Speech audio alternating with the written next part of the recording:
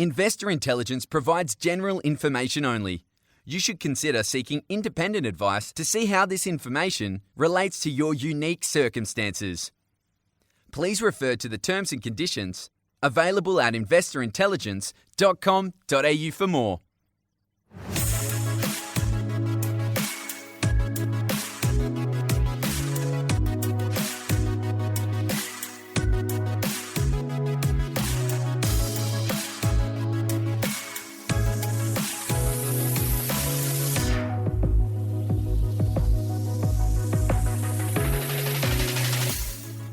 Welcome to this week's episode of Investor Intelligence, your weekly podcast on all things investment, hosted by me, Jacob Kearns.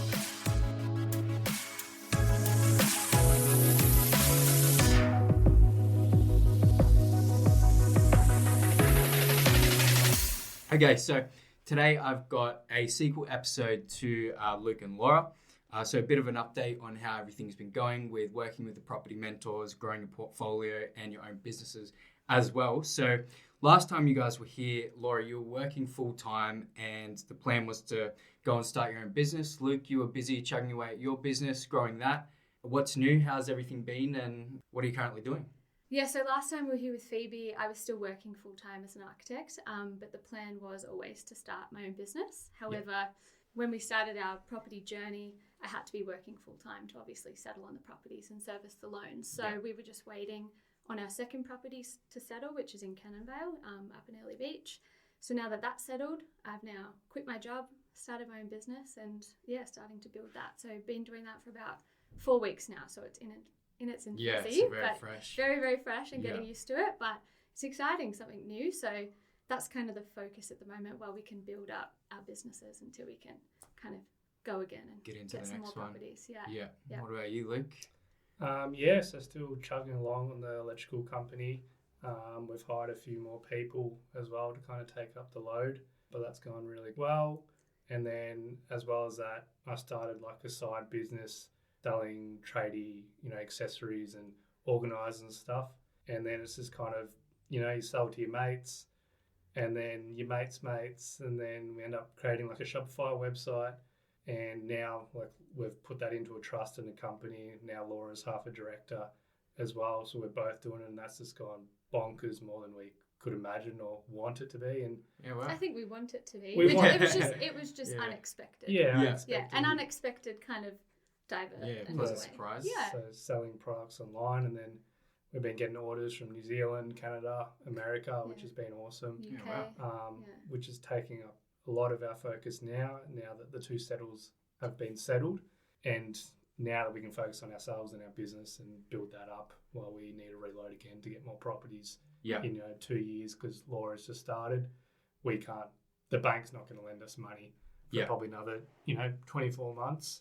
We know that, so we just need to work on ourselves for the next 2 years. Yeah, so that's a focus working. Is it the 3 businesses between the two of you? Yeah. Awesome. So that's kind of the focus. Our properties are in a trust and a company as well, so that can act as a business as well, really. End of the day. Okay. It's set up well from the start after all of the work we've done with Malika and stuff. We set up everything right, so now it's a bit easier to. Okay, let's talk about that a little bit. What has the process been like in one, working with the property mentors, but two, setting up that trust while you're obviously got your own businesses going on? Well, I guess firstly with the property mentors, I think the biggest thing for us was just accountability. Yeah. Because we always wanted to kind of invest in property. We always spoke about it. We read books, we listened to podcasts, but we never kind of took the leap. Pardon? Took action. Yeah, took action. We kind of started it and we're talking to some brokers, but we never really found like the right fit that we felt really comfortable to kind of take that leap. There was still a lot of unknowns to us. So I guess working with the property mentors, and in particular Malika, who's our mentor, it was just that accountability, like writing down your goals, actually seeing them on paper. You kind of relook at them, check back, and you end up realizing you're hitting them, so you kind of strive for more. And it was more that, and just understanding the process, and then having someone to guide you kind of gave you a little bit more confidence. Yeah. And you mentioned last year on the podcast, you probably don't remember, but you smashed through your goals, and they were yearly goals, and you got through them in a matter of months. Yeah. Can you give us an update on how your goal setting has maybe changed and how your goals are going now? I think that made us think a little bit bigger. Yeah, our because goals have gotten a bit I- bigger and I wider. think that possibly back then we thought it'd take us a bit longer to achieve them. We weren't thinking kind of in a 5-10 year increment, more like 6 to 12 months, Yeah. which I guess happens. Yeah. But yeah, we're starting to think a bit bigger, a bit more long term, at a bit more scale of things that are possible. It's kind of made us realize, like, hey, maybe we can do a lot more in business, in property, in life and stuff. So yeah, I think we're more our goals now would probably be in the 2 to 3 years because of the businesses. So just scaling those up, particularly with the business that Luke was talking about, 3D Pro, we want to scale that internationally. So so we want to have a look at having specific companies in the US, in the UK, and kind of expanding that. So it's getting a lot bigger than we kind of initially would have thought. And also, like, there's mini goals within inside of that. So there's 1 month goals, 2 month goals. You need to have something to look towards. Yeah. So and all those, little gold nuggets can add up to a big nugget. Yeah. So you just got to slowly check them off and keep yourself accountable. And now that we're both in business together, we're kind of keeping each other accountable, which is cool to have. Yeah. Someone kind of on your back. Have you done this? Have you done this? And then you're always kind of pushing each other to strive for more. And we're late nights, not going on Netflix and doing, like last night, we're working. But when you're doing it together, it's not as bad. When there's No. one of you and you're watching the other person sit and watch Netflix, you kind of feel like you're missing out. But when you're doing it together, you're like, okay, this isn't so bad. Yeah, a bit more motivating. Yeah. It's good to have that support. Yeah. And you assign a spreadsheet that keeps us accountable if someone hasn't done their tasks. Yeah. And I guess property would help with that too, because it's such a long-term thing. It sort of gets you in the mindset of thinking bigger, thinking more long-term, years instead of months. Yeah. Yeah. So on that, you spoke last year with Phoebe about, you both had your own concerns about investing. Starting with you, Laura, your biggest concern was around debt. Having now bought and settled 2 properties, how do you feel about debt now? It's changed completely. I think I mentioned this last time, but I grew up in a family where debt was bad. It was just like you own everything, that no one can take anything for you. Yeah. You own your own personal house. And so I just grew up thinking that was kind of what you did and that debt was bad. So kind of unlearning that and relearning how you can use debt to advantage has been a complete 180 for me. Yeah. So now I think I have a lot better relationship with it when it's debt that's kind of working in your favor. So now I kind of look at it positively and think like, if the bank can loan me 80-90% to buy an asset that's going to appreciate, I mean, why wouldn't you do that exactly. when you think of it that way? Earning a return on your money as well as the bank's. Like I only have to put up 10-20% and the bank's putting up the rest. Why wouldn't you do that? Yeah, definitely. So it's kind of completely changed. Yeah. And Luke, your main concern was around trusting people. You've always had a hands-on approach. Yep. What are your thoughts and feelings about that now? I'm still learning. I'm getting better. So we've outsourced like a bookkeeper for our businesses. I've got an A-grade electrician who's working for me now, who was outsourcing a lot of the practical working of electrical business, which is a huge leap in itself for me personally, which was a mini goal of mine, to get an A-grader to do the works. But yeah, I've still got a long way to go for sure, but we'll get there. Get there. Small steps. So how have you gone about sort of starting to shift that mindset over to currently now? I think I was in the mindset of that I'm the best at everything I do kind of thing. Where Not to sound arrogant. No, but there's people who are trained in this and got degrees, and I need to trust the process and kind of trust their recommendation and what they think is best for my company. Yeah. Which, yes and no, it can go both ways. But yeah, it's still learning for me. As you can tell, I'm probably not just there yet, but I'm getting better. You're getting a lot better. And I think you're seeing as well the financial advantages to it. Because I mean, the time you would spend, say, bookkeeping, when that's not your main skill and you're wasting hours and hours at night time doing it, when you can pay someone that's a professional in it that can do it in like a quarter of the time. Financially, that makes sense, and they'll probably do a better job. So I think you're starting to think of it from that perspective. That's that's their skill and they're good at that, and it's like going to cost me a lot less than my time. I think on that though, you still need to learn the basics of whatever you're outsourcing. Definitely. So you know what questions to ask and what ways you want things done, but you just need them to do it and manage them kind of thing. Yeah, you need to be able to and- speak their language. Yeah, and having that relation with them is so important. Yeah. Mm. Yeah, I can imagine it would be difficult though. As a business owner, you have your ways of doing things and you know how you want the direction of the business to go. Yeah. So it's hard to put that trust in someone else if you're not sure, where their head's at. Yeah, Mm. sure. In terms of it's something that we speak about in investing. You've got, your educational readiness, emotional and financial. Last time when you were here, you both said you're around about a 6 out of 10 for education, and working with Malika, realized there was a lot more that you didn't know. How much would you say that's changed, and what would you rate yourself now? I think the more we work with the property mentors and just educate ourselves, the more we realise we don't know. Yeah. And the more there is to learn. So I dare say we probably feel like we're less than we were gone previously because we just realised there's this whole world of investing and like finance and loan, everything that we just didn't even realise was something we needed to know. So I reckon we'd be like a 4. Yeah, probably. Like I still think that we've got so much more to But learn. a 4 in like a good way. Like Yeah. we realise there's still a big gap to We learn. realise that we don't know it all. Yeah, and I think that's something in itself, right? Knowing what you don't know. Usually people don't even know what they don't know. Which right? I think is where we were at. Yeah, When we first started here, we were like, yeah, we've bought like the place that we live in. How different can it be? And it's completely different. Yeah. Everything is different.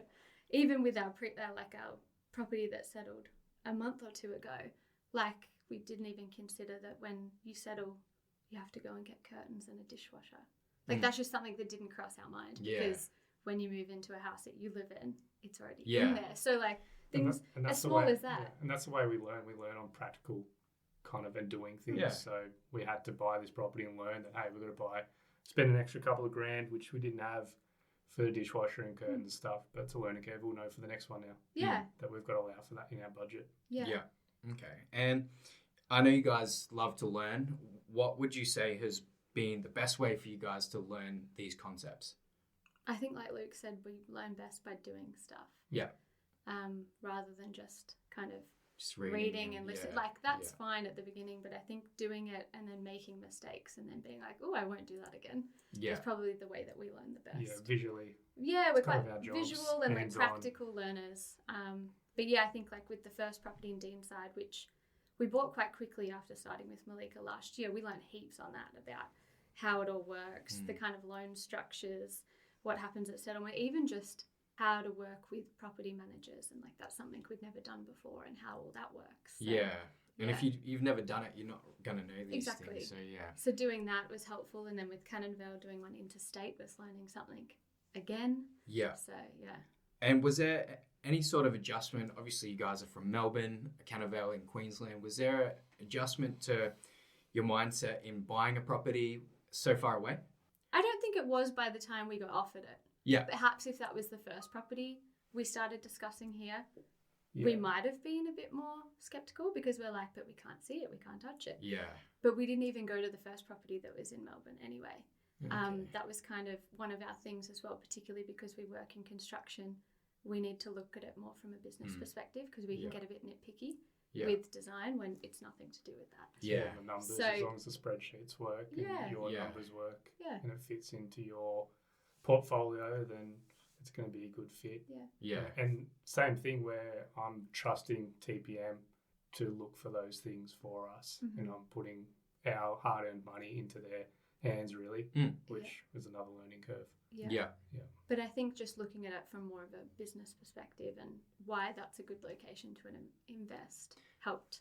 Get that over the line. Yeah. Well, it's good. A lot of people do struggle with that. And it makes sense, right? If you're not there to physically see it and touch it, and that comes down to your emotional readiness, being able to understand that, there's so many states in Australia and the odds of your particular state being the best one to invest in is probably, not very likely. You sort of touched on it a little bit before, but what are some of the most interesting things you've learned about investing or about property specifically?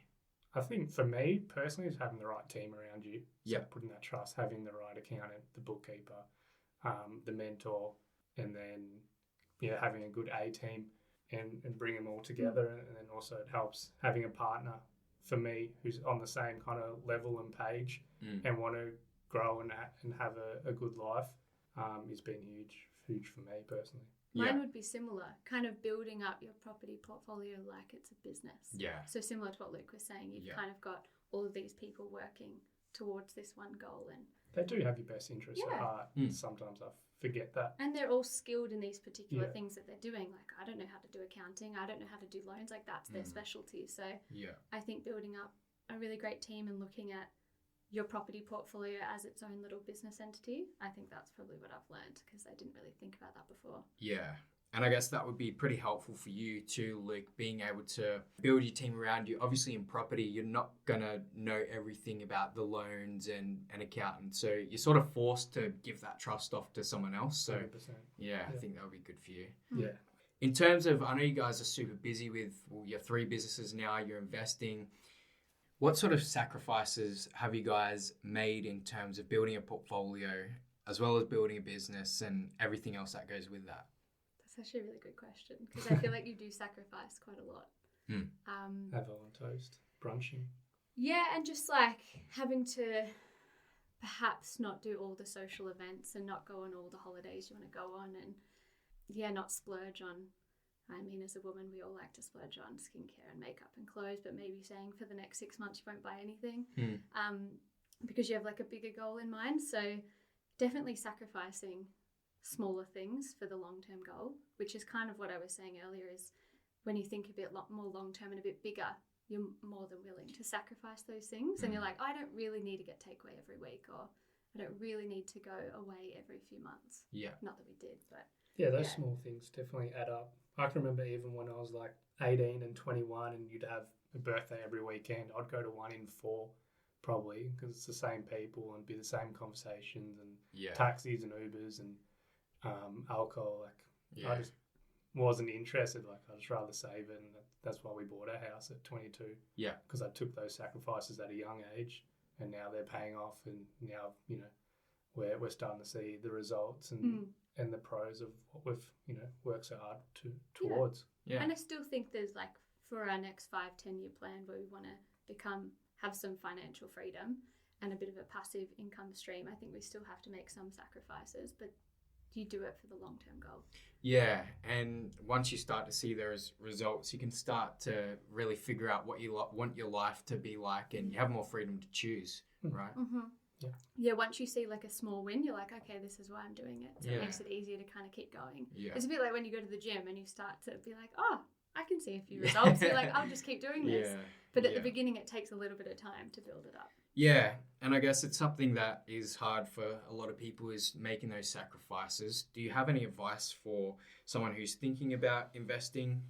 I think more thinking long term, like 5-10 years where you want to be, and if what you're currently doing is going to get you there. Because I think that in most people's circumstances, if they're not thinking about investing or business, probably what you're currently doing may not, if you actually lay it out, may not get to where you want to be in 10 years, and you might need to start to make some sacrifices and changes. Yeah. I know that was the case for us. Yeah, and visually writing it down or actually seeing it in front of you. Yeah. Goal, and having goals, you need to have goals for everything you do. Or else, you're just going to go down a long, windy road with nowhere and not end up in the right spot. Yeah. Definitely. I think one thing that was really helpful that we did quite early on when we started working with TPM was we had a Zoom meeting with Luke Harris, and we were talking about our goals and kind of what we wanted to do, because initially we wanted to renovate and flip properties. I don't remember if we mentioned that last time, but that kind of went out the window when we looked at it more like a business. But one thing he was talking about was, with your goals and like your long-term vision for yourself, actually putting numbers, like figures next to it, and like build out what you exactly want it to look like. Yeah. And once you do that and you actually put like some financial figures with it, you can then have a look at what you're currently doing and be like, that's not going to get me there. Yeah. So how can I change this? It's quite a realistic approach, isn't it? You can start to see, how long something's going to take, and you can measure that stuff, which is, really useful. I think that was really useful for us. And it's possibly going to take a lot longer than you anticipate. Yeah. It's not going to be like 2-3 years. It might be like 10, 20. It's not going to be a linear graph. No. You're going to go ups and downs and around about, and you might go 2 steps back and 1 step forward. It's not very linear, but it's definitely worth it in the end. And I think, to your point, Luke, once you have those goals written out and you know exactly what you're aiming for, it's a lot easier in the day-to-day to actually do the work that needs to be done. Correct. Mm-hmm, definitely.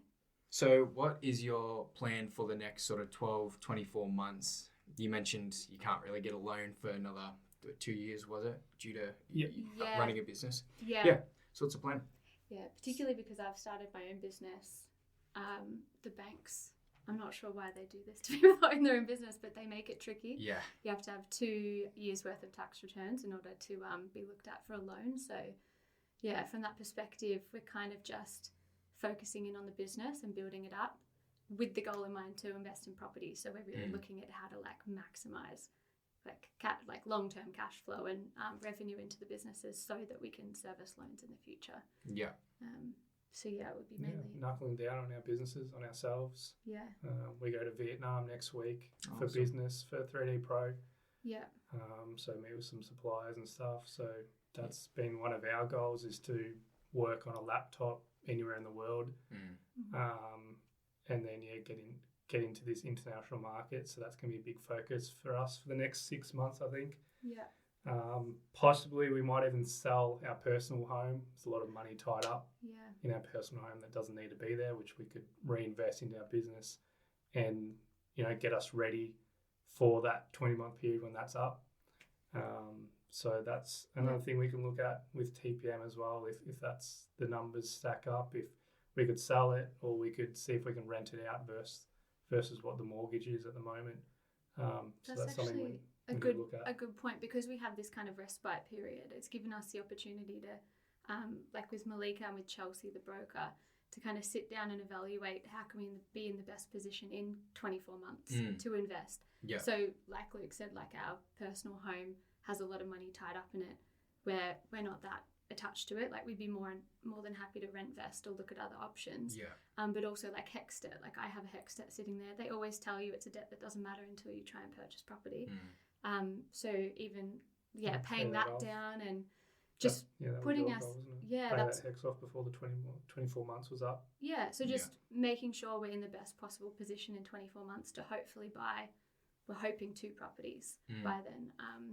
So it kind of gives us that time to stack everything in our favour. So when it hits that 24 months when we can start, it's like, okay, everything's ready to go. Yeah, it's good you have a bit of time to prepare and get ready for that. Yeah. Once that time comes, have you sort of spoken to Malika or between yourselves about what that sort of looks like? Obviously, buy 2 properties, but... The goal is to buy, I think we want at least 2, but it may change. I mean, our life has changed so much in the last 12 months anyway. We don't really know, but the goal... our goal for a while has been we want to end up with about 20 properties. Yeah. Probably by the time we're 40. So we're 30. Do we not say our age? 32, yes. 30 and 32 now. So like we have a long-term goal to get to there. So if we can, get 2 or 3. Yeah. Hopefully we just keep stacking them. Get a 3D printer up and running. Yeah. Firing all we've already got cylinders. 3, so we might end up with about 10 at some stage. Yeah. That's awesome. No, it sounds really exciting, and I'm happy for you guys. Thank you. Final question. Do you have any favourite books? Well, we started on Property Fit. That's how we got to TPM, and that's who spoke the most to us through reading. I'm not much of a reader, but I will give you this tip, is I learned not long ago, a couple of weeks ago, I reckon, is to listen to the audio book and read the physical book at the same time. And intake a lot more. Yeah. Who told you that one? Might have been Alex Emoji. Yeah, Alex Emoji. It is. Yeah, I've heard that one too. Yeah. I thought that was pretty cool, and that really spoke to me because I do zone out sometimes with reading because I am a practical guy. I need that. Yeah. I need kind of that 2 things to be happening at the same time. So that was a good one. Yeah. And that's a good tip for our plane ride to Vietnam soon. You're going to download some audiobooks and do that. Spotify just released it on the audiobooks for free actually a couple of days ago. Alex Hormozzi's? No, any. Oh, the really? Plan, So the plan is on our flight to take the books we've already bought and then listen to the audiobooks at the same time. But depends what you're into. Like I read Sell Like Crazy. And Sabri Subi, Rich Dad Poor Dad's a good one. I was going to say Rich Dad Poor Dad. Yeah. You got a lot more books than me. That's a really good one for the whole debt issue. Yeah, I've had 3 different people say that was their favourite book. It's really easy to read. Like it's almost like he's done it in layman's terms. Yeah. And just reevaluating kind of what you were taught. And you're like, oh, I never thought about it that way. Yeah, that's a great one. But it just depends. Like if you're looking, we're big on like mindset and routines. Like the 5 a.m. club is really good for that. If you want to kind of reset how you structure your life. It's more like 6 a.m. at the moment. Yeah, we were doing that last Got year. a bit but lazy, but might have to reinvest in that. But I think if I you- don't think 6 a.m. is that lazy. That's late for us. Yeah. But if you kind of like set up the structure of your like personal life, I think then you can structure everything else and it kind of just builds on it. Yeah. So any of those kind of books help. Awesome. Yeah. Cool. Thanks, guys, for coming back in, and it's been great learning about where you're at. And yeah, we'll have to get you back on in 24 months. Yeah. Hopefully Look there's forward a to it. couple more. Yeah. Awesome. Thank you.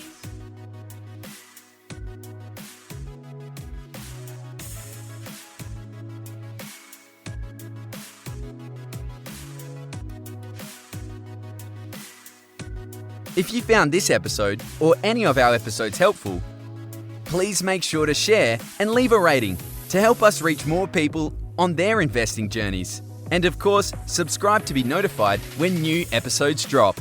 Make sure to follow the podcast on Instagram at Investor Intelligence Podcast. You can find links to our other socials in the show notes, including a link to the Property Mentors weekly blog. If you're ready to get your property portfolio in shape for financial freedom, check out Luke's latest book, Property Fit. You can get yourself a copy at www.propertyfitbook.com.au.